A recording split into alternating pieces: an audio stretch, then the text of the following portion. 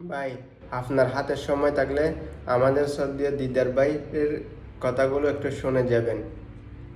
হ্যাঁ, এটাই বর্তমানের বাংলাদেশ। দেশটা এমন ভাবে সাজিয়েছে, আপনি মুক্তিযোদ্ধা না, আপনি মুক্তিযোদ্ধা কি তাও জানেন না, কিন্তু আপনাকে মুক্তিযোদ্ধার নাতিন বানিয়ে নিয়েছে, কারণ আপনি দলের লিডার। এই জন্য আপনার কোটাটা সব থেকে বেশি আগে যাবে। আর যারা লক্ষ লক্ষ কোটি কোটি টাকা খরচ করে অনেক পড়ালেখা করেছে, তাদের কোনো যোগ্য বাংলাদেশে নাই। তাই এই সমস্তগুলি নাটক করে এই সমস্ত শিক্ষিত সন্তানদেরকে আজকে গুলি করে হত্যা করতেছে।